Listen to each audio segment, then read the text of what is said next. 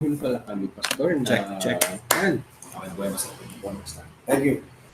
bishop sa Protestant po sila.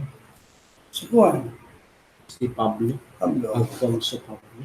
At hindi Nagkwento ba ni Melvin? Kakilala ko yun. Kasama kami sa dating president ng Missionary Association yun. Ano ba pangalan ng grupo nila? Philippine Missionary Association. Yan. Tapos nakasama ko pa Wesleyan. Sorry, Wesleyan. Walang Nakasama kalitasan president pa ng Papas yan. Philippine Association of Bible and Theology Schools. Member ang higher ground ng Papas. Kaya pagka nag-graduate sa higher ground, tulad ni Melvin, pumasok sa isang recognized school, may kinikredit ka ng course. Dahil member ako ng Papas. Pero ngayon, hindi ako naging ng membership. Dahil ang nangyari sa amin, hindi na para short-term Bible Institute. Hindi katulad mo, talagang meron kang full degree. Full degree program, BTH, BRE, Graduate Theology. Okay. Nung makita na pinakwan, ang mahirap kasi, yung mga provincial churches at churches, may darating din. Pagdating sa pier, susunduin mo pa dahil hindi nila ng holy. So, sinusunduin mo sa pier para magpunta sa malabot. Ang tilang walang problema, yung church pinagaling niya, hindi mo susupport sa kanila. E di, pasan mo lahat ang support at pagkain, hindi mo na masingil sa pagkain. Wala nang nagpunta yan by faith. Kaya ang hirap mo, finally, napag-graduate naman namin daw nag-graduate. Tapos, sabi ko, hindi na natin kaya. Hindi na nagkaroon ng problema ng kapatid ko. Lahat ng support ko nawala. From ganito, masiro. Pure talaga. By faith po talaga yun. Tinas ng faith. Nung nakita ko na yung end, nangyayari, pinaganda ko na. So, later on, pinag-graduate namin, shift naman kami ng reaching the clergy, deacons. So, nagsimula kami level 1, level 2, level 3. Ano yun? At 2 nights. Tulad dito, 2 nights. Kaya ako nandun na Tuesday, pagka Thursday, nandun ako sa Malamig. Thursday, Friday. Merong oras katulad dito. Kaya, at least yun, ang ginawa ko sa mga deacon sa amin, bago ko maging deacon, mag-graduate ko. Kahit 1 year. Okay po. Karamihan sa deacon sa amin, matapos sa amin. Pwede magpasok mo. Dahil level 3 ay Certificate of Pastoral Ministry. Among subject ko na Hindi among subject ng puro geared on teaching and training laymen. Parang ganito rin. Pagdating mo sa level 2, meron ko dito. Principles of leadership. Church administration. Church administration. Pastoral theology. Pagdating sa level 3, para maintindihan ng mga tao yung work ministries.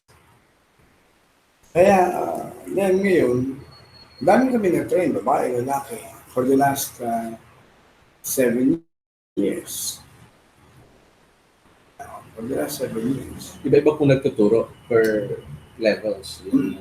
Kung din, kami, may pa-survey. Survey ko, si Melvin, kapatid mo. Si Mystica, si Missolino, sino pa? Marami kami. Si Ruel, saka si Nimrod, noon, nagtuturo. Si Ruel, tapos Pastor Jun Ikubi, May mga subject ito sa Pastor Mandy. Normally po, kung 3 levels yun, in 1.5 years, matatapos po yung lahat ng topics. Actually, 3 years yun. 3 years na po. 3 years. Kaya, sa katulad ngayon, 4 na subject ang pag-aaralan sa isang linggo. Pag level 1 ay agad yun, dalawang subject agad. Tapos sa level 2, ganun din. So, it's just like you are just parang orientation yan. Diba? Old Testament survey, hindi naman ang Old Testament survey, ilang beses ko na sa graduate of theology, sa bachelor of theology, sa master of theology, puro meron pang Old Testament survey.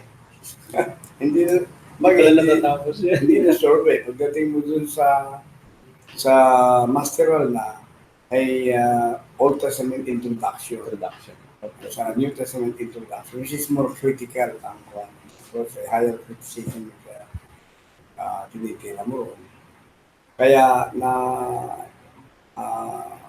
kaya yung Old Testament nakukuha mo. Maraming issues yan na talagang pagdating dito, hindi mo natatalakayan yun. Parang susurvey ka lang lessons, yung author, purpose of writing, basically yun. Tapos sa yan, outline. Either kumupiya sa sila, outline, copy an outline, discussion mo konti yung outline. So parang lang nagkakaroon ka ng bird's eye view of the Old Testament. So noong nagtuturo yun sa level 1, yung mga level, ang tinatalayan ko din mga issues of authorship, para simulan sa author. Sa amin pala, if ever i-implement namin ito, deacons na. Hindi ko na siya. So, he has to undergo these classes talaga. Isa must. Parang yung mga dito. Baka hindi maging deacon. Yung time nga daw po, yung missionary namin, yun ang awanan ng ministry sa mga bata. Yung missionary kasi kami na nagpupunta sa Luzon. One time, nandun siya sa Tarlac, na ikwento nga niya na sa Manila Baptist Church siya. Tawanan daw sila. Andun pa ba yung mga demons? Salbahe yung pastor eh. Si Santos, si Frank. Di ba, mabiro yun? Mabiro yun, And I realized, may mga deacons po pala kami talaga na ang laki ng mga kasalanan sa Manila Baptist na nangalunya. Mga ganun pala yung kwento dyan. Ano yan? Nag-aaway. Siguro. May bakla. Hindi ba sa Baptist, hindi lang totoo yun. Sabi ko, Sa ibang mga lugar. sakit naman. Ang problema, sila yung kwarta. Sa ilang support. Yun kasi. Pag kinanting mo, ito ang papalitan. Ganun. Anong pa lang ni Pastor Mayo, hindi naari yun. Nilabahan niya talaga yan. Kaya, matindi ang kanyang kuwan. Matindi ang kanyang ginawa doon. Parang na-turn around yan, maging First Baptist Church. Kaya lang talaga, problem leadership. Dumating sa point ng abre, tumataas ka sila ng leadership. Okay. Sa mga Pilipino, nahihigit nito, namamagay tayo sa itong Filipino leaders. Mm-hmm. So parang, Ay, sige. Ano? kala ko, kunin mo ko ng picture. Namamarginalize yun. And then, yung comparison, hanggang sa, yun, dumating inaasahan mo mangyayari na hindi dapat mangyari. Yun ang pinagawa naman doon. Hanggang sa question of property. Bagay sa ngayon, ako na lang siguro nabubuhay na link doon. Sa kahapon. Kaya pala, pag nagtitestimony po sa harap namin, kasi di ko na rin po kasi ngayon, nagtitestimony si Pastor Fidel, pinaka-maayos daw kaming grupo ng deacons, parang gano'n. Yung side comments niya. Grabe talaga nun, Alvin. Grabe. Hindi nangyari kasi mga dealers, parang may backslide. Ibig sabihin, dahil sa gulo. Hindi kaya sila nakapag-aral ng ganito, kagaya ng Wala. Sa taas, mas marunong pa yung sa nagtuturo. Sabi Attitude, may mga master degree. Kaya, Meron ko dyan na, ano yung pangalan, magiging Kristiyan ang pangalan si Oyos, ang kapatid. yun. Kaya talagang pinapanaya. Wow, very divisive ang spirit yung mga kita ko. Bago pa ako sa ministry. Dalawa ako sa gabi maka-attend ako ng meeting. Sabi ko, kaya parang gusto ko na bumalik sa mundo. Galing-galing. Kaya pala, sigaw ang pukpukan si Okay, kwento mo sa amin noon, di ba? Sinipa ko yung, matanda eh. Okay, susuntok. Sinusuntok eh. Ang bihira yun. Hindi marunong gumalos matanda. Nagulat ako eh. Bagong-bago kong pastor. Hindi pa naman ako nang mati ng pastor. Aray, ang bihira eh. Isipin yung kanyang upaka yung mga kanya. Hindi pa ako ng dalawa eh. Hiya. Hiya. Ay, parang kasaluan bang magaling ka sa martial arts. Ngayon na lang pastor din naman. Kaya pala ang bihira. Sabi ko, bagong salta ako sa Bacolod, sa Alvarez, Pontevedra, Alvarez Baptist. Kailan ba may matatanda? Samar, Gikiliana. Kailan pa yung mga matatanda? Sinuportahan ng ko niya, ni Pastor sa Tanay, sa Thailand yan eh. Opo. Gikiliana. Yung unang-unang sige. Pero alam mo yung mga yan, yung apat na matatanda na leader, yung kinuha lang ng Panginoon yan. Una, sila Pastor Mayo, saka yung mga kudal doon sa um, sa Mindanao. Nagkaroon na silang karmahan ng pagsisisi. Pero ang ibang ABCL at saka ABWE, Muslim nagkagawin yung mga leaders, hindi pa rin po. Hindi na matanda. Kaya tinayo namin ang Philippine Council of Christian Churches. Doon at ang unang pinag-usapan yan, BPSI. Kaya tumayo yung apat na Philippine Council, ay PCCC. PCCC. Yeah, yun. Si Edwin ang presidente niya. Nung matay sa akin, sinabi ko po. Ang galing. O niya, yung matandang tumayo, William, sa dating president ng BPSI, hindi si Juliado. Yung bago siya. Tapos si Billy Esther, Dito lang po na may napalitan kami si Zamar. ang tulad sa mga Ano po siya na massive stroke last Saturday. tanda rin yun. Ako. Siya, nabenta na siguro ako si Bako niyan, very committed. Yung mga aligin at Aligin. science. Doon pala po pala nagsimula ang fundamental Baptists sa Actually, kasi Iloilo, nung mga Tagum. 1920s, ang nangyari dito, yung influx ng mga missionaries, nagkaroon ng evangelical group, nag-meeting sila. Okay. Meeting sila, mga grupong ito, nagkaroon ng asasan para walang kagawan. Okay. At mga evangelists ng Philippines. So, mga Methodist dito sa Norte. Kaya daming Methodist. Kaya pala. Ang mga alliance dun sa Mindanao. Ang mga Baptist dito sa Iloilo. Yun ang mga major one eh. Tapos yung ito Manila open. Pwede kang mag-trading pero open. So, hinati nila. Kaya, then, nagkaroon magkakaisa, yung UCCP, marami yun eh. Meron Presbyterian Church, Dito, UCCP po dito. kaya yung United Church of Christ. Pero yan, Protestant. madami mga grupo yun. 4 o 5 malaki grupo. Cosmopolitan. Yan. Yan, UCCP yan. So, ganun nangyari. Ang Wesleyan, ano ang kanyang category? Ang Wesleyan, Protestante niya. Protestant. Pero yan, mahati pa yan. Galing sa Amerika. Divide. Hanggang ngayon, merong liberal, merong conservative. Ang Presbyterian Conference of America, yun ang medyo liberal.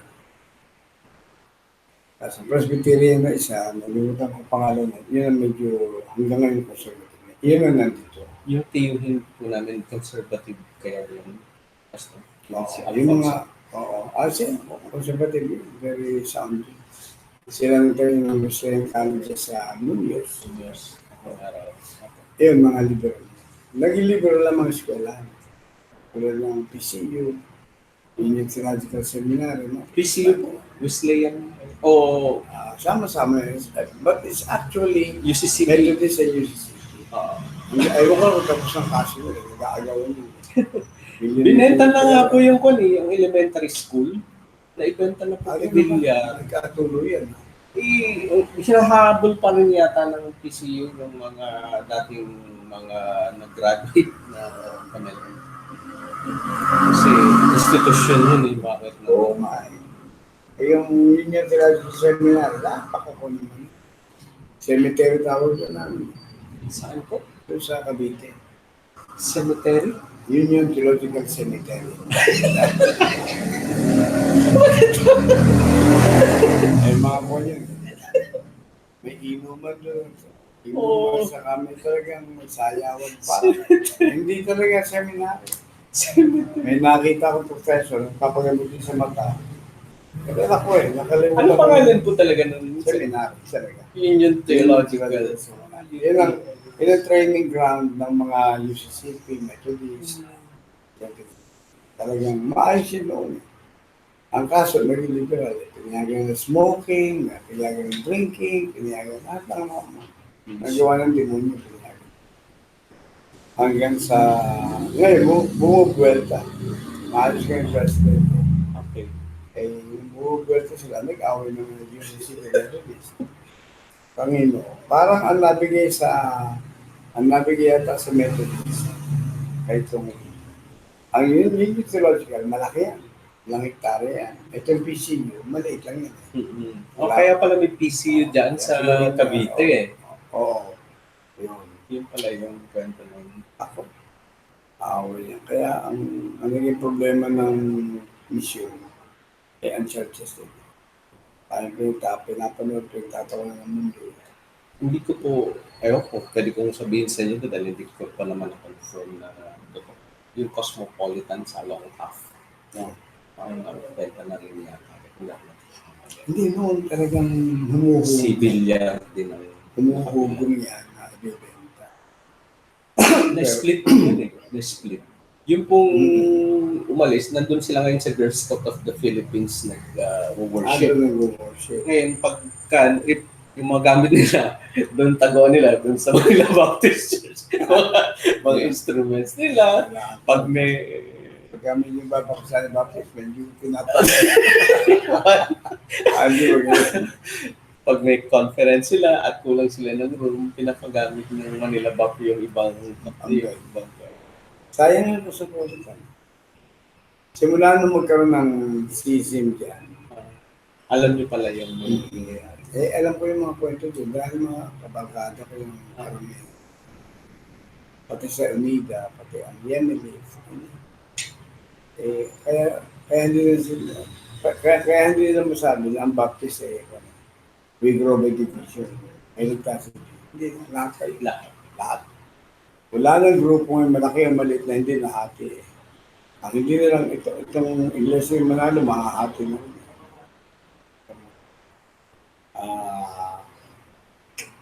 Ang nakakalungkod yan, tayong mga mananampalataya. Ang pinapanood mo. Tayo na lang pag-asa may Kristo na sa mundo. Ano palagay mo ko? Nasa yung kasama mo dyan? Wala po po eh. Pumasok na Si Mario? Si Mario ba yun? Bakit? May pasok. Taga-Pasay pa po. Pasig. Di ba may motor siya? Sino? Commute lang po. Ha? Commute Sino lang. may motor dyan na habang ayun taga? So let's pray. Yes. Lord, maraming salamat po sa mga pinag-uusapan namin. Mga kasalanan ito na alam namin hinugasan at ang mga young Turks na ito na itinawag para sumalo at magliwanag, Panginoon. Bigyan mo sila dakilang Diyos ang katalinuhan, bigyan mo sila dakilang Diyos ang kalakasan, paninindigan sa calling mo, Panginoon. Kapag sila nakakatiyak na isang bagay, isang dako, Sa ministry ay calling ay hindi po dapat talikurin niya kahit na po anong ganda ng alok ng iba. Pagdating ng Diyos, mas masama po ang aming pag-aaral sa ngalan po ng Panginoong Jesus. Amen. So, ang ating pinag-aaralan ay, hopefully, meron na kayong idea doon sa about who God is. No? At pati yung definition, ang mga definition talaga, medyo talagang secular. Dito sa aklat ni Thyssen, maganda yung definition niya. Marami siyang kinot ng mga definitions from philosophers like Plato. God is eternal mind, the cause of good in nature. Aristotle, so they believe in God, they are not atheists, no? The first ground of all being. That's how Aristotle defined God. Spinoza, the absolute universal substance, the real cause of all and every existence. Not only the cause of all being, but itself all being, which every special existence is only a modification. So marami pang iba. Si Hegel, yung isa sa founder ng communist philosophy, sabi niya, God is the absolute spirit, yet a spirit without consciousness. So hindi person. Until it becomes conscious in the reason and thoughts of men. So he is not actually a personal God. At yun ang problema dito, pati sa tinatawag natin Thomistic arguments, di ba? We have share with you the three basic Thomistic argument. Yung ano yung isa, cosmological, pangalawa, teleological, ontological, iba yung mga ano yan, ay mga moral, Scriptural. moral. But the best, kahit ano sabihin pa, the best proof of God as a person is the Bible. Kaya kung tayo yung mga kausap, you have to convince him that the Bible is true. Kasi kahit anong galing ng philosophy, marami na akong nakausap dyan eh. I have talked with, when I was lecturing on dito sa UE, sa FEU, sa PCU, dito sa Philippine Women's University. Iba na yan, PCU. PCU, PWU, PNU. PNU. Yun ang ating when I was lecturing there, I was invited by Dr. Egipto. He was actually, napakabait na chairman ng Deacons noong First Baptist Church. He's very good. He got a PhD and he became I think, baka siya dean or president ng PWU. And he invited me to a symposium of professors. And I talk about God. Wala mo ngayon, marami atheist. I don't believe in God. So ginamit ko itong mga arguments na ito. At piniliwanag ko from the point of philosophy. And then sabi, but the problem with this Thomas Aquinas did not specify whether this God is a person or not. He says that there's somebody created the universe. But who is the somebody? Like there's pinasok sa Bible. In order to understand God, it is here in the Bible. Although we believe on the teleological argument that mahirap mong tagihan na ang sinasabi na meron talagang lumikha. Meron talagang nag-ayos ng universe. Meron talagang nag-ayos ng hindi pwedeng there's a Big Bang Theory, hindi pwedeng expanding universe yan. Walang ayos yan. Yes. Hindi na pwedeng mag-ayos sa kanya yan. The expanding universe don't have the ability to put themselves in order, diba? Like the solar system, umiikot sa araw. The whole galaxy, it's actually, tama yung expanding galaxy, it's actually moving somewhere. So, sabi ko, in order to understand who God is, you got to be the Bible. Now, the problem is the Bible true? May pag-aaralan sa bibliology. But, pagkatapos noon, kinausap ko ng isang narong magaling. Meron siyang 2 PhD on Eastern religion. Nakalimutan ko ng pangalan. And he asked me about these things, yung bang 3 philosophical questions. Sabi niya, ang problema mo sa philosophy, di ba, where did I come from? Diba? The question of origin, the question of purpose, why am I here? And the question of destiny. Pag tinanggihan mo ang Diyos, napakasama pupunta, di ba? Life will be like a chance. Isang pagkakataon lang yan. Pagkakataon. So, and we discussed, I said, well, you see, only the Bible answered that. These are philosophical questions that was answered by philosophers. Pero, laging loose ends eh. So sabi ko, for example, where did I come from? What's the origin? Dadalawa naman yan. It's either is creation or evolution. Diba? The same so-called cosmic evolution, it refers to the origin of the universe. And then tinatawag ng organic evolution sa tao yan, sa life. Sabi, ang paniwala niyan kasi, nung magsasalita siya, sabi ko talagang noon man napakahilig ko magbasa ng mga komentary ng sa Genesis plan na binabasa ko yan sa PBS pa nun. Sa PBS pa nun.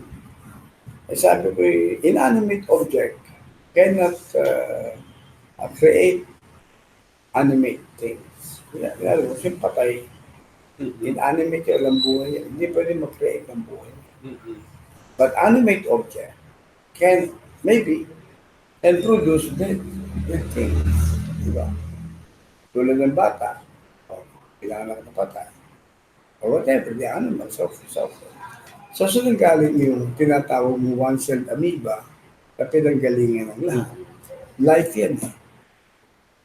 Diba? In the argument of prior and posterior, cause and effect, galing yan sa buhay. Saan galing buhay na yun? So, hanggang sa susunod ko yun. This is just a possibility. And I'm proving to you that there is God who created everything. Alam sa usapan namin, ang dami yung tanong. Ewan ko naman usapan na ako ng pagkalimuhan. Kala, pag talagang napasubo ko sa ganun, ilalagay ng Diyos yung sagot. Hindi ko naman napag-aralan sa previous yun. Lalabas. Pero talagang pagkakaon, makita yung Holy Spirit, ilalagay sa'yo. Hanggang siguro after one hour kami naging. Pagkatapos yung then I present to him the claims of Christ. God loves you. He don't want you to go to hell. But you make a choice. Nag-pray yan talagang tumanggap sa Panginoon. Sabi ko sir, if you really would like to receive the Lord, receive from your heart or from my mouth. No, it's from my heart. Lord tayo, sir. Tumanggap sa Panginoon yung PhD niya. Praise God. At taga-Pasig, itinuro ko yung church ni Senator Salonga. Salonga, maganda pa. Salonga. Pasig. Dito sa Salonga. Di Senator. Pero din sa smoking siya dati yata. Sa Cosmopolitan ka. Doon sumasamba yan. Pero meron silang church sa Pasig. Si Salonga, anak ng pastor yan. Ibang Salonga. Anak ng pastor yan. Mga UCCP yan. Yung Senator Salonga po ba yung sinasabi niya? Kristyano yan, maling na pag-alusan. Pagkatapos, yun, doon dumalo, na-follow ko pa yan. Dumadalo siya doon. Nakita kong kapangyarihan ng Panginoon sa isang taong dating, hindi naman siya atheist, but he is an agnostic. Agnostic, yeah. Somebody Somebody created, but it's not God in the Bible. Sino ba yun? And you There's a cannot do way. it. There's no absolute truth. And you cannot turn the truth. Agnosticism. There's no way that you can know the truth. There is no way. There's no way that you can know the truth because kaya yung mga agnostic, they will refuse absolute truth. Ayun ang ating sinasabi. Kasi walang absolute truth eh. At yung postmodern mind, ganyan. Sa ngayon, ang makikita mo sa mundo eh. Ano ba katotohanan? Yung totoo sa'yo, maaaring hindi totoo sa akin. Yung mali sa akin, maaaring hindi tama. Kasi ngayon, hindi naman pwede. Hindi naman pwede na yung dalawang magkasalungat parehong totoo. Miski saan mo dalhin yan, sa simple nga, magkasalungat sila. Magkasalungat talaga. Diba? Halimbawa, si Alvin ay maganda lalaki. Tama. Tama yun. Yung kabila, si Alvin pangit ay magkasalungat sila. Talaga. Maring tama yung isa dyan, o mali yung isa. Ang hindi ko magkakamali dyan, Pastor, yung nanay ko talaga. Ay, talaga. Kaya yung unang premise, Pero tama. yung asawa ko sabi, pangit. Ewan. Ewan ko. So, sinasabi ko sa kanila, simple lang. Ang katotohanan, dapat meron judge. Kasi sa ngayon, sa modern mind about this God, ay ang isip pa naging final judge. Diba? Yung isip ko ang judge. Kung ang judge mo, how right, how correct is your judgment? And that's the issue ngayon sa ating ikon eh. Ay napaka-importanting alamin natin na ang Diyos na ito ay tunay. Sa personal God. No? Kaya pinakuhan ko sa inyo yung mga attributes of God. Apat yan, di ba? Yeah. Omni. Kaya, pero ang application niyan ay He's a personal God. Yun ang wala dyan sa apat na yan. No?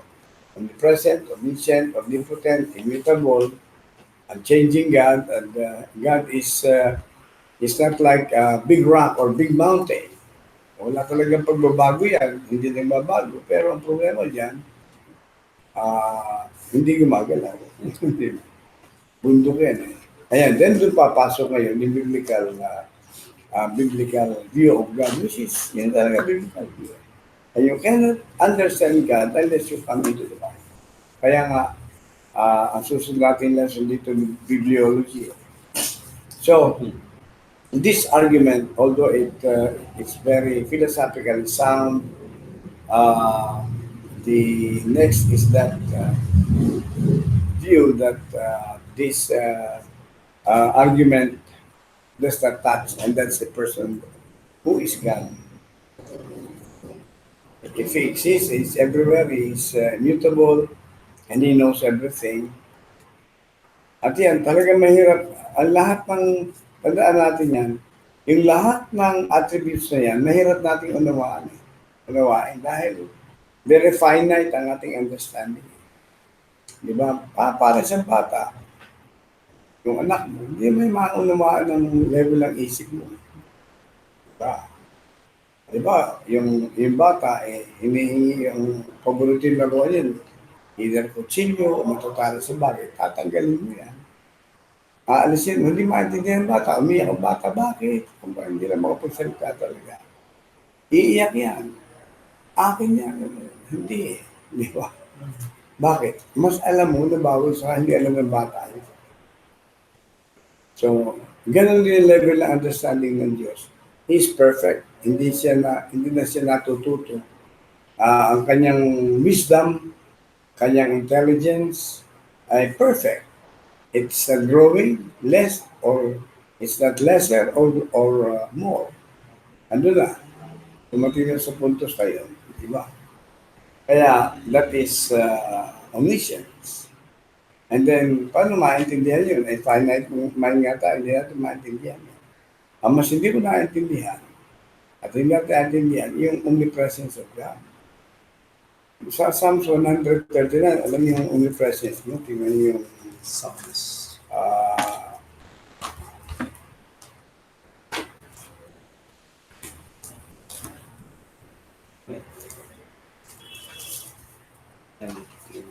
One 139.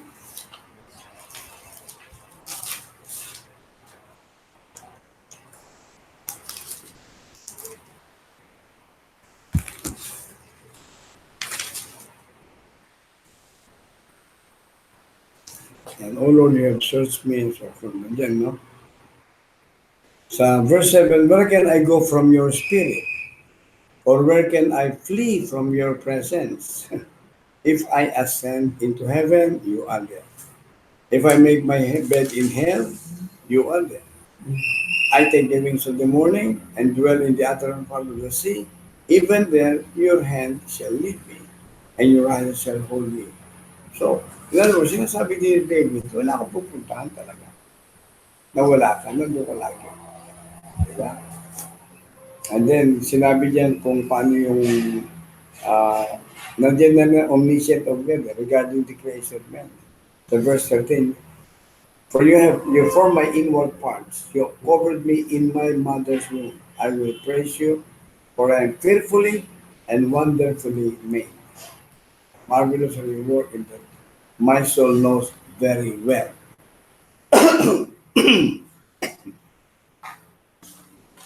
So, di makikita mo yung ang description of God here. Lalo doon sa verse 12, indeed the darkness shall not hide from you, but the night shines as the day, and the darkness and the light are both alike to you. Kahit madilim yan, o wala. Sa atin, madilim, katulad niya. Sa Diyos, hindi. So He knows, wala siyang gabi eh. Hindi pwedeng, gabi ngayon, tatago tayo sa Diyos. Hindi pwede.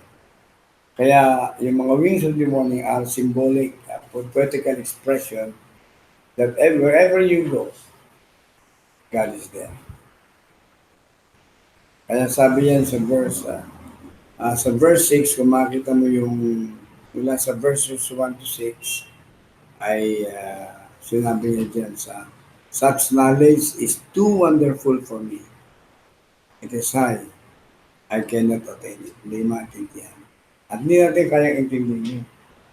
The fact is, that's the reason why, kaya kung ang gusto kong basahin nyo lagi dyan, itong Psalms 139, because it speaks of the presence, the omnipresence, omnipotence, omniscience, yung karunungan ng Diyos dito na binuo ka.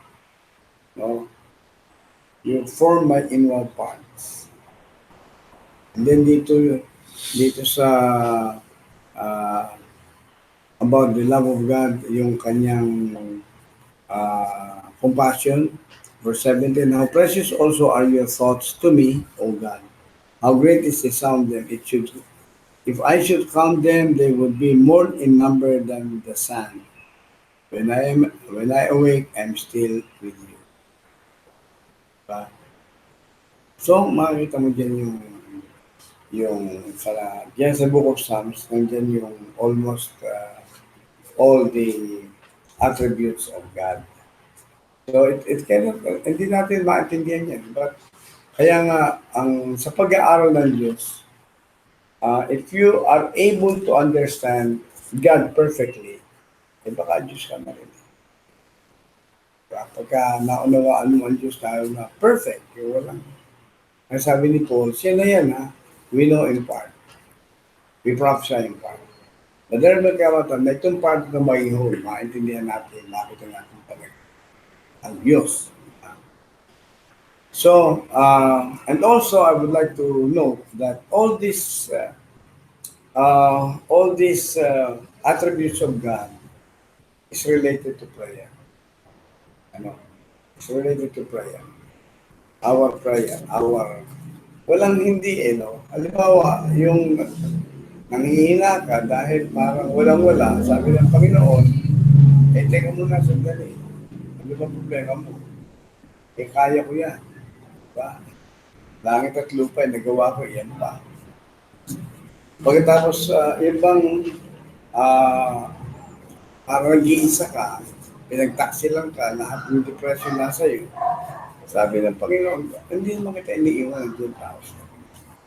And that's the only presence of God. Diba? Tapos, parang bang, bakit pa, nalilito ako Panginoon. That's the omniscient of God. Marunong sa lahat ng Diyos, alam ang iniisip mo, alam ang takbo ng isip mo. At so you can go back to the Bible and you'll find that the God you are calling today is the same God who created the universe. It's the same God who is the God of Moses and Abraham and Jacob. He's the son who divided the sea. He's the son. See, bro, he's the God who fed almost 2 million people every day. Hindi naman nagtatanong yan. Ano? Diba? Wilderness nga yun eh. Batuhan at saka hindi ka pwedeng magtanim ng kuwan yun. Nang dapat mong itanim. Buhangin. Wala silang inimin. Sabi niya, sige, patawin mo yung bato niya. Hindi yan bato, kundi boulder yan, rock yan. Eh. Diba? Para bang Palawan na mataas yan. Ang katawin ni Moses, talagang bumulwak ang tubig. Hindi lumabas. Bumulwak ang tubig, nakainom ang aso, tao na nakapaligo sila. Maganda, swimming pa siguro, diba? Bato ah.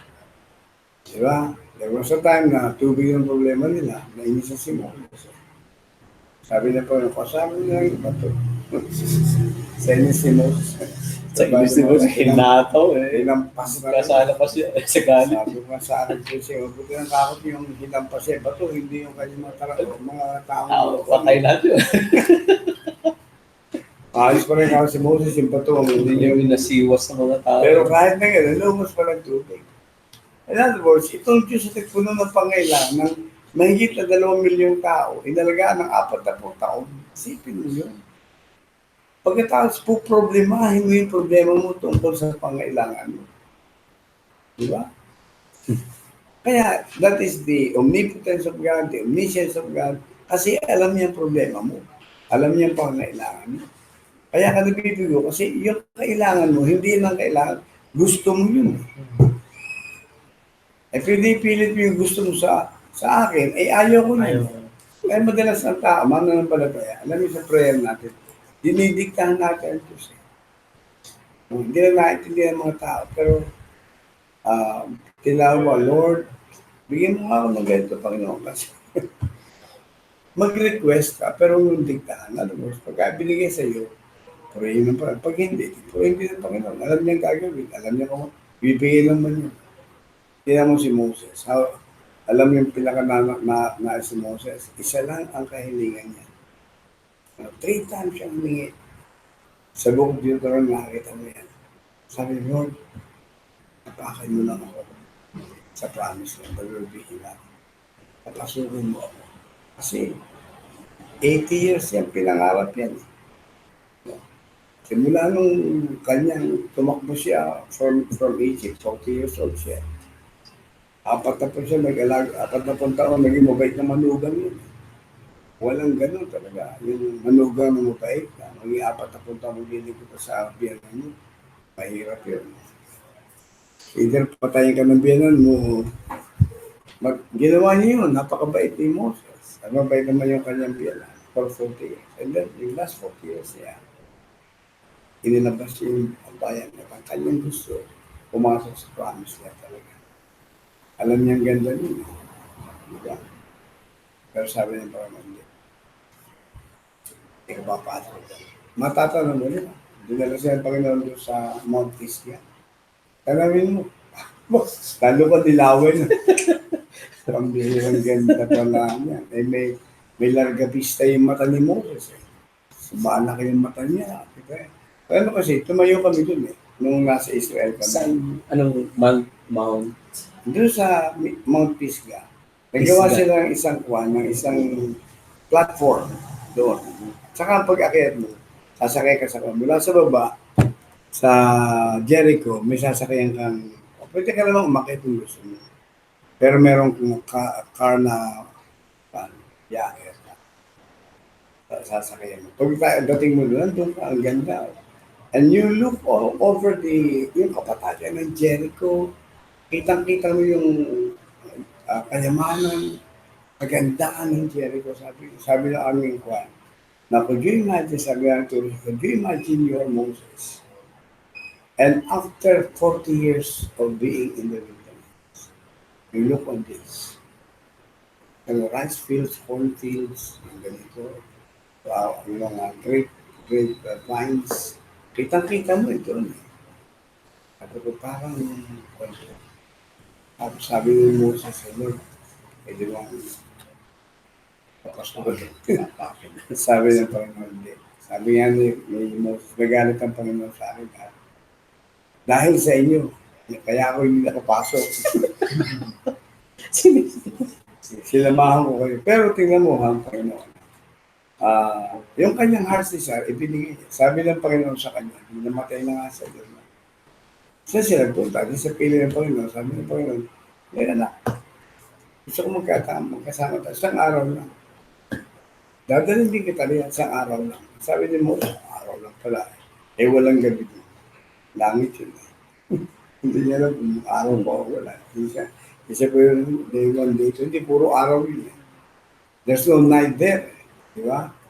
Pangalawa, hindi na siya ingit doon dahil kapiling niya ang Diyos. Then in Matthew chapter 17, makita si Moses nakatapak sa promise. Di ba? Doon sa transfiguration. Nagbagong ano siya. Sino kasama niya? Peter, James, and John. So, after 1,500 years, ibinigay ng Diyos yung gusto niya. So, nalos, alam ng Diyos yung gusto niya. Meron siya panahon na ibigay niya. Huwag mong diktahan ng Diyos. Alam niya ang ginagawa niya. So, just trust God. Kung minsan, hindi ako makikita sa isang period na katulad dito, nasanay tayo sa instant, di ba? Instant coffee, instant, everything is instant. Ganun ang ating kultura. Ang tinatawag ng cultural Christianity ay ang kultura yun, mabilisan. Ang attention span ng mga tao, dahil nahilig sila. Gusto nila mabilisan. Ay hindi ng Panginoon. So, pinakikita ng Panginoon dito, God is characteristics or attributes of God are actually attributes that strengthen your faith, that will keep you praying, and keep you trusting in God. Kasi, lagi ko sinasabi sa mga tao, ay madalas ginagamit ng Panginoon ng planting, diba? Farming. Kasi, farmland yan, yung Israel. In other words, pagka nagtanim ka, merong laging panahon ng pag-aani. Ano yun, sa Galatians chapter 6, diba? Yun yung aklat ng Galatia, makita nito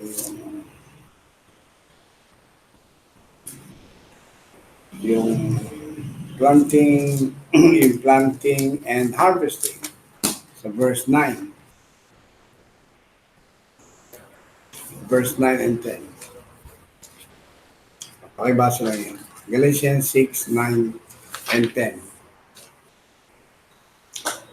And let us not be weary in well-doing, for in due season we shall reap if we faint not. As we have therefore opportunity, let us do good unto all men, especially unto them who are of the household of faith. Yun. Let us not grow weary. Sa Tagalog, huwag kang manghimagod.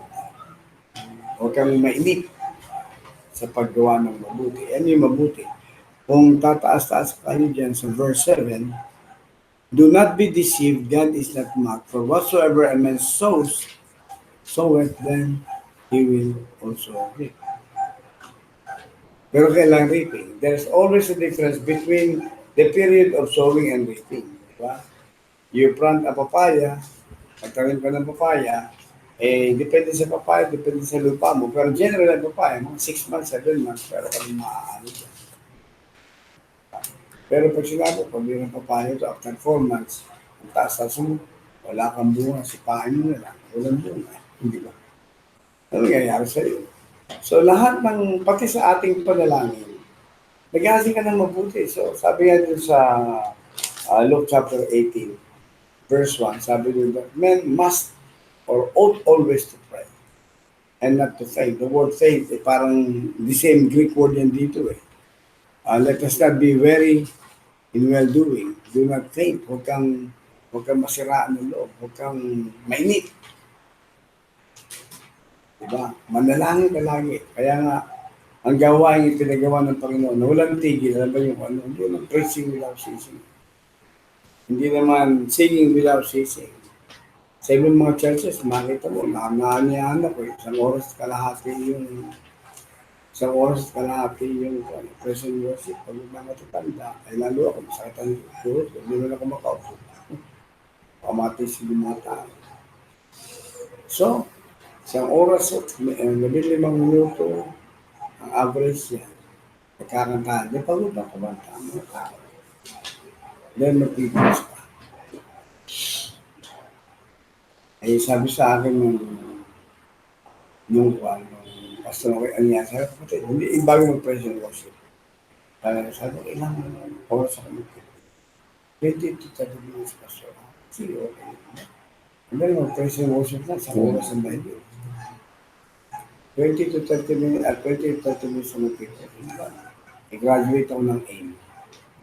Yung aim, pastor. AIM, ayaw ibigay ang mic. Pagkawak ko niyan, ayaw kong ibigay ang mic. Akala mo anong AIM niya. Ano ko yung Bakit bibigay ako ng AIM? 45 minutes din yun. Bigyan na naman service, di ba? Sabi ko sa iyo, pinagod yung mga tao. Tapos, mabuwasan natin salita ng Diyos. Kaya ako yung sabi ko, kalagay tayo ng AIM, di ba?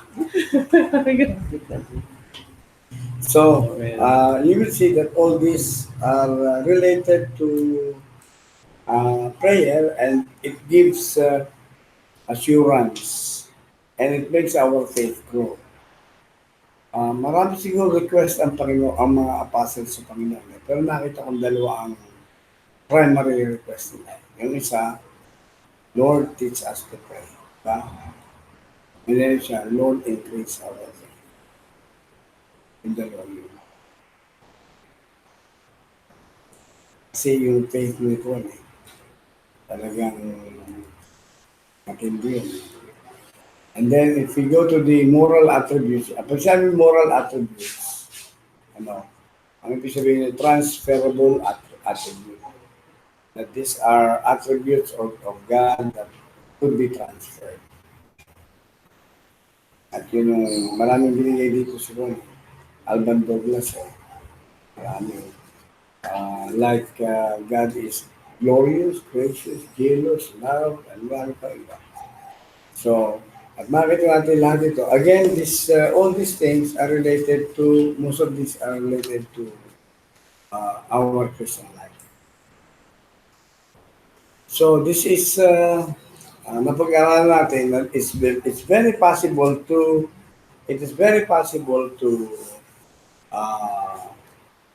understand God in a way that the Bible teaches. And also, I may repeat that we cannot know God, we cannot understand God apart from the Bible, because this is the book of God. So to close our study of this, remember, yung mga basic ko nito ay bibigyan ko sa yung binigay dito ni Alma Lucas. Number one, that God is holy. God is holy. Habakkuk chapter 1 verse 13. Habakkuk 1:13. Thou art of purer eyes than to behold evil, and cannot look on iniquity. Who is like unto God, O Lord, glorious in holiness. That is Exodus 15:11. Maraming mga talata ito. And then Isaiah chapter 6 verse 3, nung doon sa paligid ng seraphim, sumakita ni Isaiah ang vision of God, the only song that the angels were singing is holy, holy, holy. Holy, holy, holy is the Lord of hosts. Also 1 Peter 1:15. So God is holy. The holiness of God separated him from fallen man. So, hindi, kung makita mo, balikan natin yung Habakkuk chapter 1 verse 13, Thou art pure of pure and to behold evil, and cannot look on iniquity. Yung salitang look ay hindi sulyap, to be thick. Parang tayo. Pag tumingin ka talaga, at nakita mo yung halimbawa, nakakita ng karumalduman na bagay, ano tingnan mo? Kung kayo nakatira sa amin, nung ako'y lumalaki, hindi naglilipat linggo. Yung sa amin, sabi ko may nailog sa tanay. May nakalutang diyang aso. Nabubulo, inuod. Ayaw mong tingnan. Diba? Ayaw mong amuyin, ayaw mong tingnan. Ay nung minsan kuhan, tinitirador namin talaga. Practice yung tirador. Kasi malaki yung ilong namin. Hindi pagka yung nagkakaroon ng baha, lumalaki yung tubig dyan sa amin. Kasi makita mo, pagtigil ng baha, may nakalutang na baboy, patay. Ang baho niyan. Hindi natin pwedeng titigan yun eh. And then, yung napakaputik na kalsada, na kay puting-puti, diba? Puting-puti, ang pantalon puti, sa palos medis, everything is puti. At nakita ko, napakaputik na daan yan. Ayaw mo tingnan. Yun yung mababaw na halimbawa lang nung Habakuk 1:13. But he cannot behold, he cannot look, hindi niya pwede titigan ng kasama. Kaya nangyari sa Calvary, alam mo yung nangyari? Nung lahat ng kasalanan tao ay nakapasang kay Kristo, hindi kayang tumingin ng Ama. Kaya tumalikod ang Ama. Papasigaw ang Panginoon. Hindi niya matawag na Ama. My God, why hast thou forsaken me? Because he cannot look on iniquity. Yung pagkakataong yun, tandaan nyo, hindi lang ginawa si Kristong makasalanan. Siya mismo yung kasalanan. And just imagine that. Yung makasalanan, at ikaw yung kasalanan talaga, malaking kaibahan. You are the very essence of sin, the very source of sin. So, yun yung ginawa kong makasalanan. Kasi translation sa Bible sa 1 Corinthians chapter 15. Yun At siya ginawang makasalanan. So, ibang translation na pa. So, hindi. Sa Greek word, hindi ginawa Talagang sa Greek word, makita siya mismo yung kasalanan. Siya na walang kasalanan, ay ginawang kasalanan. He was the very essence of sin. Dahil doon, hindi siya makatignan. At pinabayaan siya ng Ama para sa atin. God is holy. God is love. At ito yung tinatawag natin, yun ay masumpo yung God is love sa 1 John. Chapter 4, verse 8. He that loveth not, knoweth not God, for God is love. And then 1 John 4:7, Beloved, let us love one another, for love is of God, and everyone that loveth is born of God and knoweth God. So, ang Diyos ay pag-ibig. Walang parte ng Diyos ay hindi pag-ibig. Pero ito ang dilemma dito. Ito ang dilemma. Another word, makita, God is faithful. At tignan nyo, God is holy, God is love, God is faithful. Napakatapat ng Panginoon. At 1 Corinthians chapter 1, verse 9, God is faithful, by whom ye were called unto the fellowship. Deuteronomy chapter 7, verse 9, know therefore that the Lord thy God, He is God, the faithful God. So all through the Bible, you'll find that God is faithful. At lalo lang sa book of Psalms. And God is merciful also. And number 4 is mahabagin ng Diyos. Hindi niya matitiis ang isang lumuluha. Sabi sa Psalms 103 and verse 8, the Lord is merciful and gracious, slow to anger and plenteous in mercy. Deuteronomy chapter 4, verse 31, for the Lord thy God is a merciful God, He will not forsake thee. So instead of inflicting pain and death as punishment for sin, the Lord merciful and gives many blessings. Diba?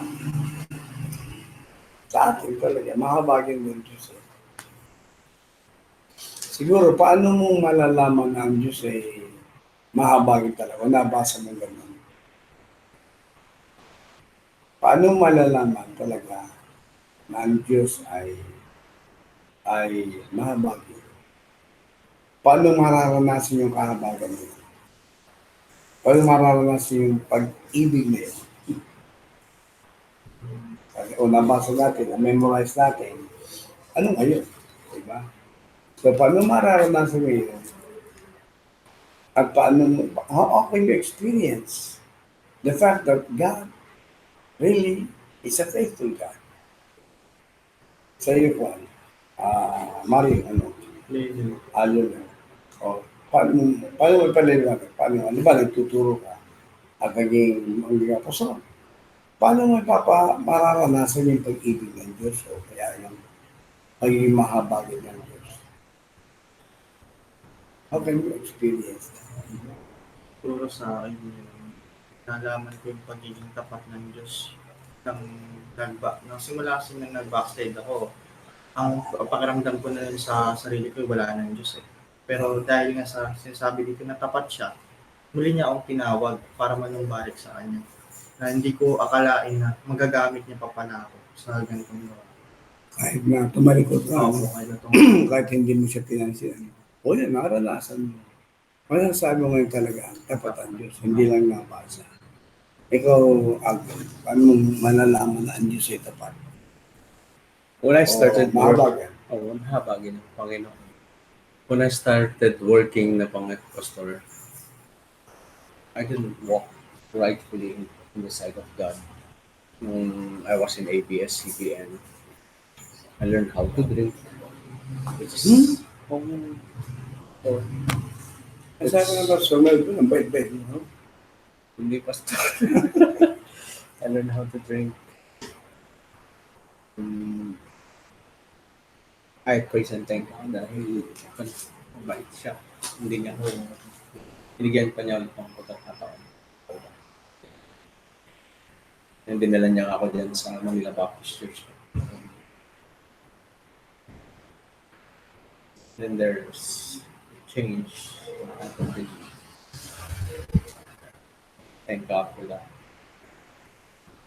Ayun, God's mercy. Nakalimutan ko yung mga natutunan ko when I was in college. Na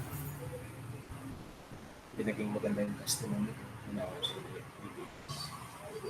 That's why when I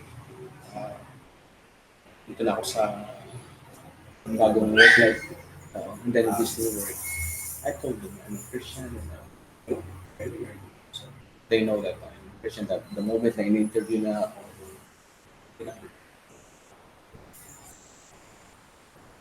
sure na, they accepted me. Yeah. Dahil may God kan sila. Though Catholic sila dyan, ganun mo kasi they would honor yung belief mo. And then true enough, dinala niya ako dito. Nilapit niya ulit ako dito sa kabilang kanto lang po ako. Di mo kailangan nandito pala. Andito pala kayo. So, babalik ulit niya ako.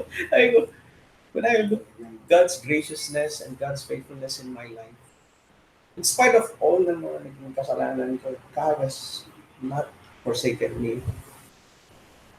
Dinala niya ako sa mga iba't ibang lugar. Sa Asia, dinala niya ako sa Europe, pinakita niya sa akin na Amerika. Ito ang maganda. Bagay po. Pinangako ko sa iyo. Kasi nung bata po ako, nung college ako, Lord, dalhin mo ako sa ibang bansa. Yun yung nasapan namin. And he was... Akala mo yung prayer ng ignorant prayer. Akala mo hindi narinig ng Diyos yun. Narinig niya pala namin. And I could look at myself and they were a beautiful family, wife, a beautiful children.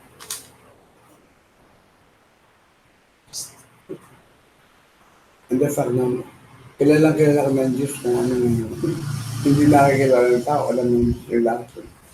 He knows that. Sabi sa Psalms 139, yung naisip mo, nangyari mo no, hindi alam ng Diyos. Mangyayari, alam mo yung Diyos. Sabi ko nga sa Akwan, ay isa niyo, kung ako kilala niyo, nakatulad ng pagkakilala ng Diyos sa akin, baka hindi lang yung mga nasa akin. Kasi, alam na ito sa lahat ang likod mo. Ito yung pinakamaliit na kuting dyan, alam mo. Kaya maganda. Kung bakit ang dami namang mas magaling kayo sa'yo, ikaw yung ginaganto. Yung innocent prayer din, kasi ako ay palusero at tindero, anak ng pastor na napakahirap.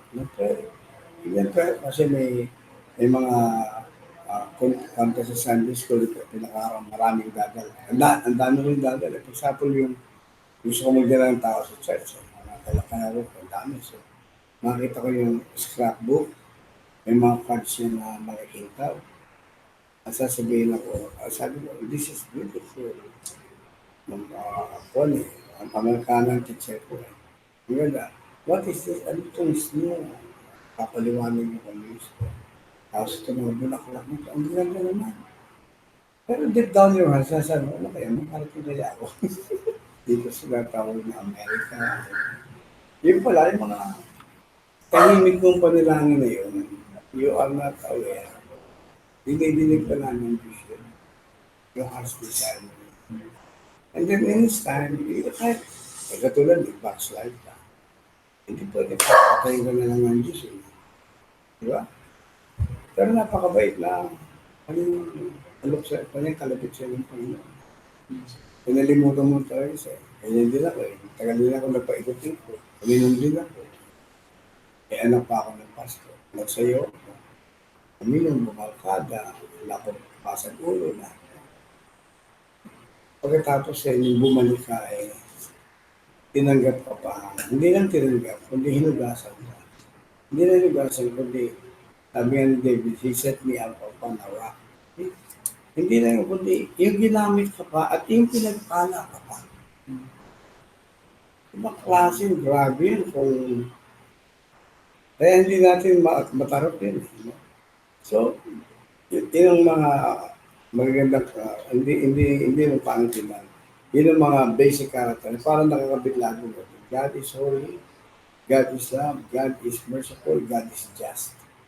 So, matuwid ang Diyos. Kasi God of justice. God is merciful. Kaya, ato na sabi ko sa'yo, ito pwede mo memoryahin eh. My gosh. Ang ginagawa ko sa pagtuturo ng theology ay make it like a practical theology. Apply it. Kasi sa aking palagay, walang kwenta ang theological knowledge pag hindi mo i-apply sa buhay mo. Kahit anong galing mo, walang niya sa buhay mo. At least meron kang ipinapatutuo. Ang ginagawa ko, dinadala ko sa inyo yung mga theological terms and theological philosophies, and then we apply that. Diba? Ngayon, ang pinakamalaking problema dito, paano ang Diyos, ito makikita nyo ha, and this is the dilemma of Calvary. Yung bang ang Diyos, sabi ng Diyos, ang kaluluwa nagkakasala mga mata. Diba? The wages of sin is death. Eh, makasalanan tayo. Dapat na makita. Dapat na tayo sa intiyan. Eh, bakit na tayo sa langit? Diba? Paano napagkasundo yun? Sabi ng Diyos, parusahan mo yung makasalanan. Sabi ng justice of God, parusahan mo yung makasalanan. Ilagay mo sa intiyan. Sabi ng pag-ibig ng Diyos, huwag. Habagan ng Diyos, huwag. Mahal pa yun. So, hindi pwedeng magkasama yung dalawa. Kung tanggapin ng Diyos ang tao na walang kabayaran ng kanyang pagkakasala, hindi just ang Diyos. Kasi makasalanan ka eh. Kaya ang kaluluwa nagkakasala, mamamatay, paparusahan talaga. Tapos, the wages of sin is death.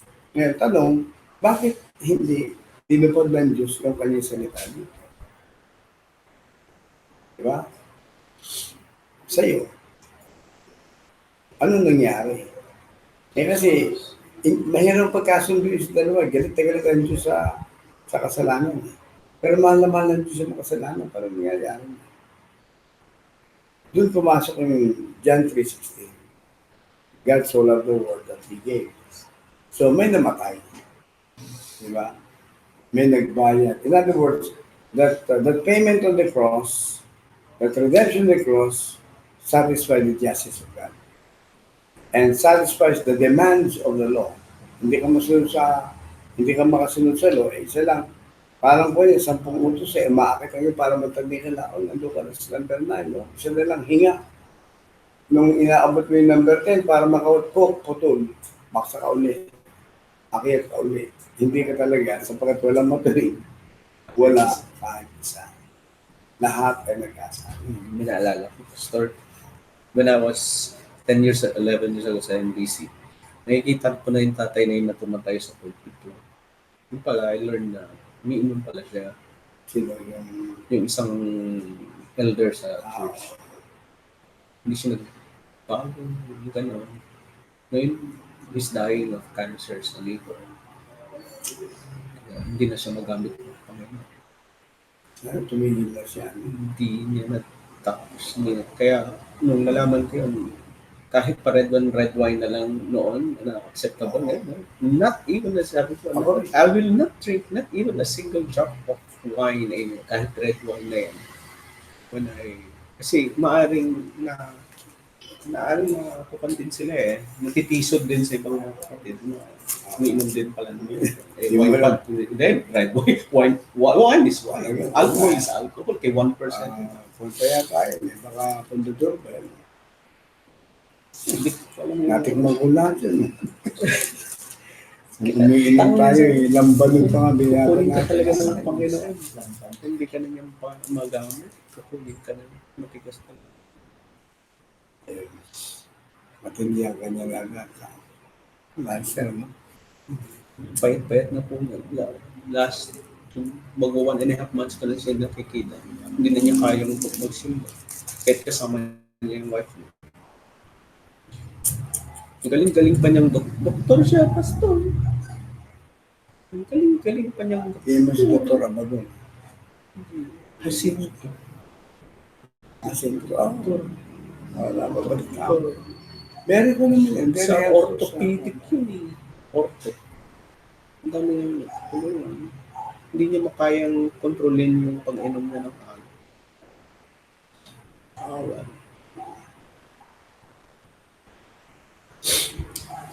Talaga naman. Kaya nga yan kaya nga doon sa dilemma na yun, ang Diyos na naman lumipas. Walang magbabayad ng kasalanan. Lahat tayo pupunta ng impyerno. Lahat tayo ay makasalanan. Lahat. Walang matuloy, wala kahit isa. So, walang magbabayad ng kasalanan. So, yung kanyang anak na tinawag, sinless. Jesus Christ, sinless, pure. Voluntarily siya ang nagbayad. So, nagkasundo ngayon, di ba? Parang anong nangyari dito sa Calvary, parang hinawakan ng Diyos ang kamay ng Diyos na banal. No, at ang taong makasalanan at pinipatol sa kanyang reconciliation. Kaya lahat ng kasalanan, yung manalangin ng Diyos, Father, forgive them. Pinatawad natin. Alam mo yun, not forgiven me. Pero tatanggap mo lang ito. Diba? In other words, kahit na forgiven ka at nandiyan ang forgiveness, kahain na parang pagkain yun. Pero tandaan natin, lagi ko sinasabi yan. Nung sabihin ko ito sa mga Baptist, nagulat sila. Sabi ko, kaligtasan, hindi libre yan. Sabi yung libre. Salvation is free. No. Mahal ang bayan. Tapos sino nakasakay sa elevator? Halos wala kaligtasan. Sabi ko, para kayo mag-install ng elevator, magkano? Sa amin may kausap ako, I plan to install an elevator sa amin sa church. Dahil pa ako, nakita 1 million. Maglalaman yun sa Malit lang yun. Tao lang. Magandun na. 1 million. 1 million. 1.3 mo, 1.2. Meron pa ako nakita 1.2. Mura na po yun. Hindi mo eh. Meron naman kuwan. Merong 100,000 na pwede. Pero yun, mga diyako na babata.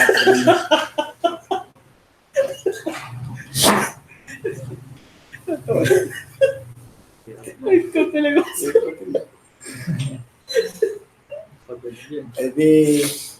Pero, Libre sa akin sa elevator eh. Diba? Nasa Chicago. Dito lang sa inyo pa ako. Sa Chicago may bayad ang pagsakay sa elevator. Sabi sa tower eh. Pag pero pa silang heads eh. Yung bang nakalawit na gano'n, taas-taas. Sasakay ka doon. Sabi ko, naku, sabi ko, kinunong ba, doon naging mo pamilya. Baka mag-crack to, mahulog kayo lahat. Pero ibig sabihin, walang bayad ang pagsakay dyan. Pero hindi, yan. Hindi libre yan. May nagtayo yan. Ganun lang kaligtasan natin. At ang dahilan kung bakit tayo pupunta sa impyerno, ay hindi dahil kayo lasinggero, babaero, magnanakaw, drugista, hindi yan. Ang dahilan, tinanggihan mo ang lunas dyan. Tinanggihan mo si Jesus Christ. You rejected the Lord Jesus Christ. Eh kahit mabait na tao ka, kahit makasalanan ka, sabi ng Panginoon, I came to save sinners. Diba? So, I call sinners to repentance. So, ang ikapupunta mo sa impyerno, tumanggi ka kay Kristo. Pag hindi mo siya tinanggap, eh kahit na mabait ka pa o malupit. I just shared that one words kanina sa office mate ko. Kami na lang naiwan sa office. He said, if you will reject Jesus Christ, you will not be saved. There's no hope. Ano po siya? Mormon siya. Pastor. More. Same words. Kaya, napaka-pag-aaralan mo ulit ng mga character na sabi talaga, napaka-pay talaga. You come to the point that nakita mo yung buhay mo katulad, parang mo tayo ng backslide. Ikaw lang, ilan taong ka ng backslide? Almost 1 year po. 1 year, eh, palit-tapet. Hindi ka lang gaya. Tagal ako. Lalo, matagal-tagal ito. At saka, class ang pag-backslide. Tayo, kung pakanto-kanto na ito yung talagang class. Pero talaga makita mo, ay doon lang, pwede ka lang patayin ng Diyos, pwede ka iupo ng Panginoon, wala ko lang kwenta eh, ang dami na kapila, ganun lang. Pero yung paglapit mo at talagang nakita ang puso ng Jesus, tatanggapin ka, lilinisin ka, gagamitin ka pa, pambihira. Lalo ka maliliit eh. Wala kang kayabangang masasabi talaga. Kahit hindi may yabang, parang mga langaw na nakadapos sa kalabaw, kalalambas, malaki pa sila sa kalabaw. Diba? So, purihin ang Panginoon. O ngayon, meron pa, ang ginagawa ko lang sa iyo, parang bird's eye view. Yes. Ang isang popular na pangalan ng Panginoon, Jehovah, di ba? And there are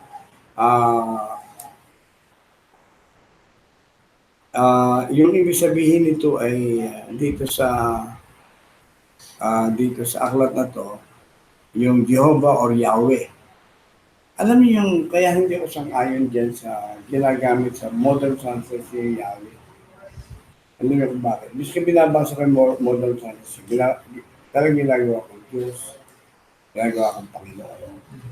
Alam niyo kung bakit? Kasi sa pag-aaral ko itong pagsasabi ng Biblia sa bibliology, kapag susulat yung Yahweh, Elohim, Adonai, the name of God, ang ginagawa ng mga Masoretes na siyang sumusulat ito, nililinis ang kanilang pastoral. Naliligo. Nalinis sila. And then slowly, sinusulat yung salita ng Yahweh. W-H-Y. Or Elohim or Adonai. Eh ngayon, parang puto-bumbong nilang binababasa ng ganun. Dahil nga, nilagay ng mga translators, yung talagang pangalan. Okay, parte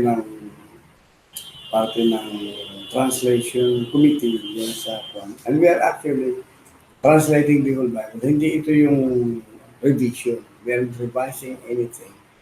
Ang goal dito ng Overseas Missionary Fellowship is to give the Filipino people a real translation from Filipino people. Eh kami, lima kaming napili. Ako ba sa Tagalog? Meron sa English Bible, meron sa Greek, meron sa Hebrew. Sa Greek, si Pantoha, Miss, nauso sa Greek. Saan niyo ginamit? Pastor, sa King James? Super late. Thank you wala bang kasunod ito? Meron pa po. Walang camera. Ito yung cake, mais, Thank you morcon, ham. Nandun? Lahat na po. Sarap po dito. Mamaya na. Ano na po mamaya. 2 hours na. Okay, so, yun wala kami, reference namin yan. Nagbigay ng mga ilang translation, galing sa kung saan. Then we look on the original. Ay nasa Hebrew kami, nasa Greek kami. Dahil New Testament ang nasa. Dalawa na yan na i-translate ko. Pinili ko yung Revelation, yung mahirap i-translate, Revelation at saka 1 Corinthians. Ano po yung Bible sa Tagalog na yun? Hindi yung natuloy. Ang natapos lang namin. Hindi pa natapos. Ang natapos lang namin dun ay Book of Acts. Kasi namatay si Dr. Luis Pantoja. Namatay siya, ay sana ituloy. At meron naman mga Greek scholar na makukuha pa. Eh kaso ang sabi nila kami ay wala na. They feel na the Tagalog translations are so many, marami na. Okay. Na hindi mo na kailangan sa translation. Pangalawa, ang pinakamalaking dahilan, walang pera na. Para, talagang po, siguro, 4 na taon kami. Nandun na yung mga iba eh. Kasi pag nag-translate mo, andyan na, ibibigay mo yan sa merong ko yan eh, parang ano tawag mo sa committee na yun, yan ang nag-e-edit niyan. They edit that, tinitingnan mo yung, halimbawa, sa Tagalog eh. And then, pagkatapos nun, ibabalik sa iyo, kung satisfy ka, yun, saka pumunta sa print. Kasi sayang eh, nakanagastos eh. Dahil pag kami nag-F1, nag-overnight kami. Ang madalas mo gawin yung sa GCS. Pagkatapos, meron kami call dyan sa dito, Eugenio Lopez doon sa Antipolo. Dalawang araw ko yan. Balik ko kami doon, 3 araw, 2 gabi. Talagang wala kami ginawa. Doon namin natapos yung Hindi po publish yun sa iyo. Publish yun. First Corinthians. Kasi sa Acts lang po yung Acts sa publish. Sayang. Pero malaking kasus talaga. May sa PCBS po yan. May nanggahanap nga ako. Parang pinpublish na pero lalo sa Philippine Bible Society, hinahanap ko. Naging parang it's all like pero hindi nga ako nakakuha ng copy sa akin. Ano po ang pinaka, para anong reference, paano malalaman na siya yun? Yun yung translate ng kung yun, nasa likod. Ano ang nakalagay? Ang nakalagay doon, translators. Following translators. Ewan ko lang kung nandun sila sa Book of Acts. Okay. Kasi hindi inilagay sa baka likod na likod yan. May mga pangalan kayo doon. Matitrace ko yan. Ang aming pinaka-chairman doon, si may-ari ng Trustnet, si maalala ko. Tapos si Bishop Leo, kasama rin dyan. Pero hindi sa translation. Bishop Leo, kasama rin Leo Alconga. Kasama rin si si Gebo Bansuelo. Kasama rin. Pero hindi sa translation. Sa translation, ako, si Pantoja, si ano mo pangalan na sa Alconga? Alconga ang pronunciation. Tapos si yung UPN si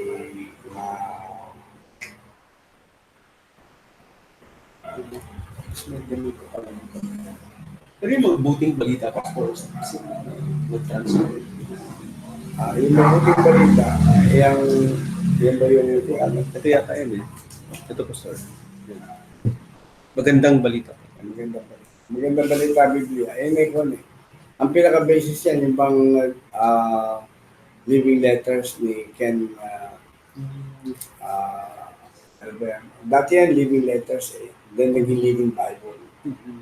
Yan naging base yan. Kasi, pero, it's not actually a translation. It's more of a dynamic explanation. Dynamic Kaya explanation. kung makikita mo, ang pagbasa mo niyan, parang very free ang translation.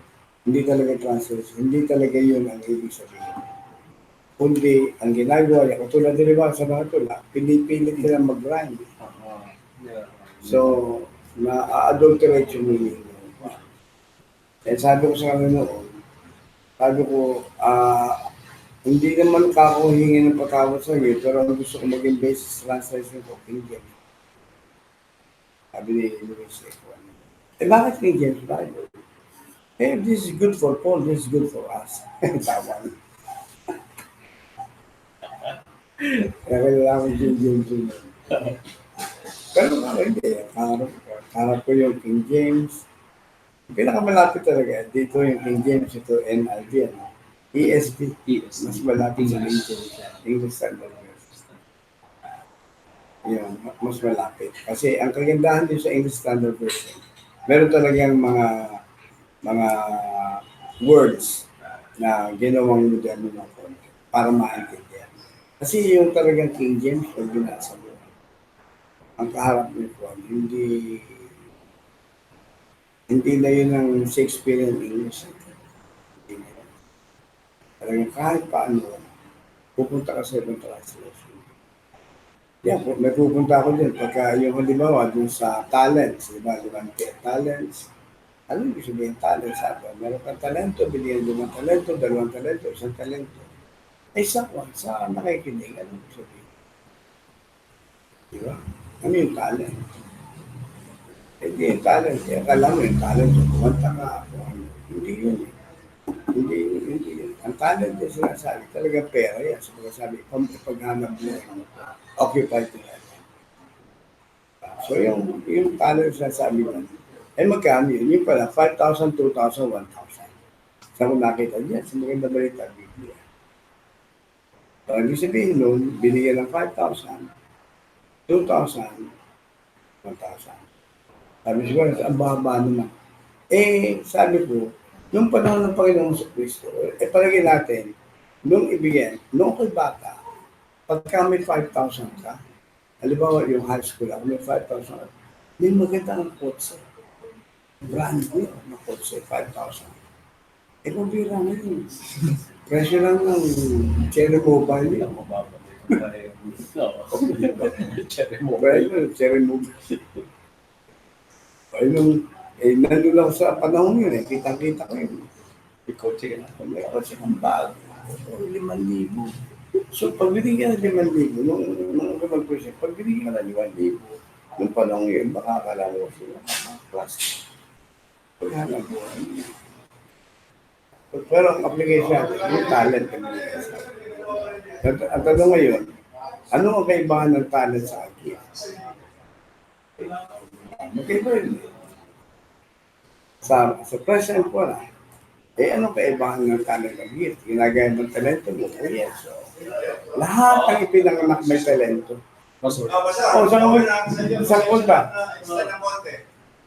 Kapi muna tayo. Kapi muna tayo. Ito mo. Hindi na makakatulog. Ako nervisin yung nagpapakape. Akala ko hindi yung darating ito. Baka malamang. Alam mo si Alvin, tatanungin mo kasi ng mga teachers tayo, di ba na meron tayo BTA? Sabi ko kami. Binitsaga namin. Miski isang estudyante yan talaga. Siyempre. Hindi mo na kung sinong magagamit. Hindi nyo masasabi. Hindi nyo masasabi. Baka yung isang yun di ba? Mayroong tig sa sandaan, na po, hindi natin. Tatlo po. Di ba? Yung masasabi. Kaya ibang barkadahan namin ito. Hindi mo nag-iisa ka naman. Pabira din. Pambihira, hindi ako nakapunta ka ng tanghali. Nakabangan ako nga, na sele. hinahanap ko doon. Pambihira ka ako. Bukas na lang ba, maganak ako. Bigay ko pa sa Pio. Siya pala magsasubmit eh. Ako na bahala. O sige ka ako. Mabuti yan. Pero bukas, sasagutin ko na bukas. Hindi, bibigay ko na lang yung ano. Ay, hindi, siya na bahala, diba? O sige, pasara. Kung pupunta ka doon, iwanan mo na rin sa akin. Para magaya ko na lang. Hindi, pareho lang yun. Sabihin ko, pareho kami pasara. Pareho lang. Nagkopya kami. Sige, Basta ingat. kayo. Ingat mo. Hindi naman. Susundo pa ako. Ingat ka, ito amin. Tapos na nga ako. Sige, tapusin. Pero maganda kung ito na. Practical. Practical theology. Yes, siyempre. Sige, pasara. Kaya ano ito natin? Talents and Yung talents. O nagkaiba. Parang pareho. Ang lahat ng tao may talent. Magaling yan. Pero yun lang Kristiyano ang may gift. Kasi yung gift, bigyan ng Holy Spirit. And the Holy Spirit give gifts. Diba? Gifts. Ano yung gift na yun? Administration. Mga gift yan. In other words, kung isang kasi tayo, sabi mo, wala akong talento kayo. Ako, kaya ako hindi, natagal na ako magpastor. Akala ko wala. Wala talaga ako. Una, ang boses ko namamala. Madaling mamalat ang boses ko. Kaya yung aking teacher, teacher, aming pastor doon, sinyaga ako.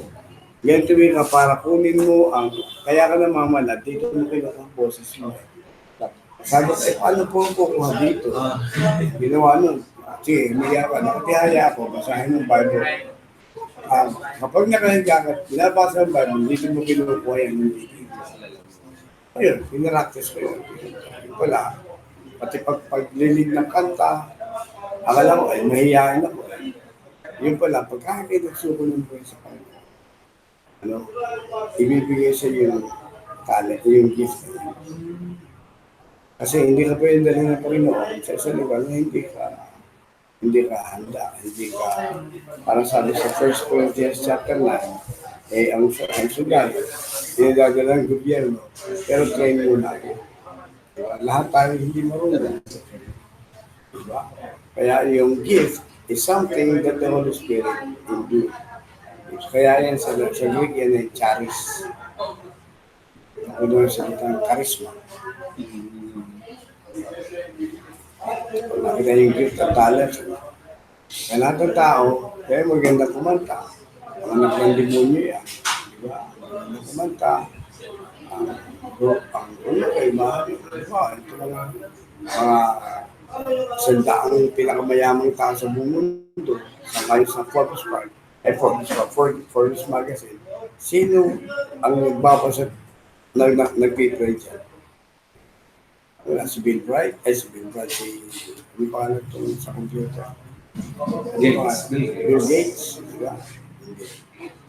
Si Sade, Lusutan, Gokong Wei, si Pagbabasa ko, pastor, ang unang billionaire sa Amerika ay Baptist pala. Alam mo ba yun? Sino? Baptist po pala yun. Northern Baptist pala siya. Parte ng, yung Northern Baptist sa naging ko. Naging kan na raw ngayon. JRBC. Yun ay, ang JRBC, iniwalay dahil ang American Baptist. Ano yung JRBC? Ay yung General Association of Regular Baptist Churches. Ito ang pinagbuhat ng ABIC.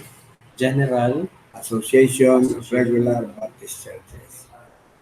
Iyan ang kanilang organisasyon sa Amerika. At lumagbuo sila missionary department. Tinawag niya Association of Baptist World Evangelism. Pagdating dito, nag-organize ng AFBCP, Association of Fundamental Baptist Churches of the Philippines. At mula doon sa AFBCP, nag-organize ang SIBSK. At yung SIBSK, nag-organize ang BSLPC at Mindanao. Pero galing sa General Association of Regular Baptist Church. Dito galing Diyan galing ako Ewan ko lang kung okay pa yan. Pero kung ayos pa rin. Pero yan, kasi kaya makita ko sa Southern Baptist, Northern Baptist, di ba? Southern Baptist din sa Bible Belt yan. Ang Southern Baptist hanggang ngayon, malakas yan. Pero ang Northern Baptist, hindi masyadong umahinga sa conflict. Liberalism ang Liberalism. Naging liberal ang mga Northern Baptist. kaya wala yung ano mo pangalan? So, may isa pang Baptist na humiwalay sa Southern. Hindi, sa Southern, ang humiwalay, nagkayo ng Bible Baptist. Southern Baptist, Independent Baptist.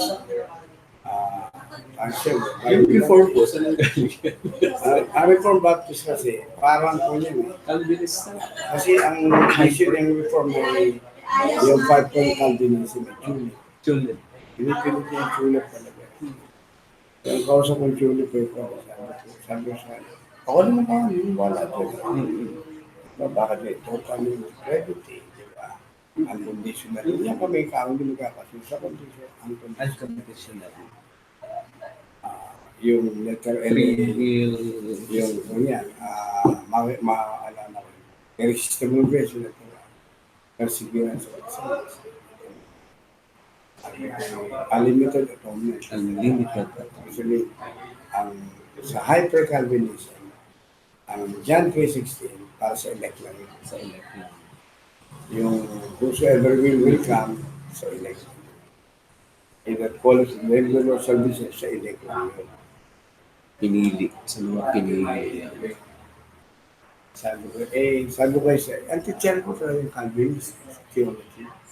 Graduate ng Dallas. Sabi ko, sir, may I ask you something? For example, if I die, if I face the Lord, in the final judgment, will I go to hell because of election or because of my decision?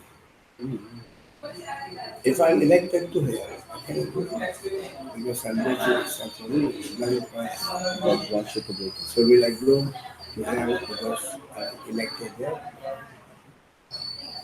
Or will I go to hell because of my decision? To reject a person. Anong sabi sa akin? No, I have not really. Yung kami nagkakapunong ko, sabi ko sila, you know, buti pinasa pa rin ako this doctrine of election is a doctrine of lazy people.